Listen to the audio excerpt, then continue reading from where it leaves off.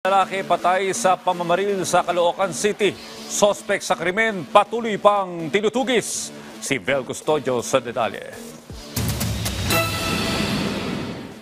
Dead on the spot ang lalaking ito matapos siyang pagbabarilin sa barangay 176 Caloocan City pasado alauna ng umaga nitong Sabado. Ayon sa mga testigo, tinarget ng suspect ang biktima na kinilalang si Ariel Gatil sa bahagi ng Langit Road sa Caloocan. Matatapos lang daw nila kumain Tapos nakatambay lang daw sila dun sa kanto.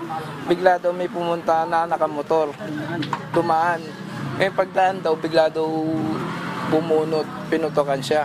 Tapos hindi siya tinamaan, nadaplisan lang, hinabol siya ngayon. Pag-habol, dun sa may kanto, nabutan siya. Dun na siya binakbakan ng gunman. Base sa inisyal na impormasyon, isang bala ang tumama at tumagos sa kanang bahagi ng ulo ng biktima, habang nakaligtas naman ang tatlo pa niyang kasama mula sa pamamaril. Pagkatapos ng krimen, hagip sa CCTV ang madaliang paglalakad patakas ng isang lalaki na siya palang bumaril sa biktima. Maya-maya, sumunod naman ang taong nakamotorsiklo na kasabwat umano ng gunman. Patuloy pa rin tinutugis ang mga suspect. Kilalang mapagbiro at palakaibigan ng biktima, kaya hindi sukat akalain ng ina nito na si Mila Cubitan na mangyayari ito sa anak. Talagang masasaktan tayo kay anak ko yan.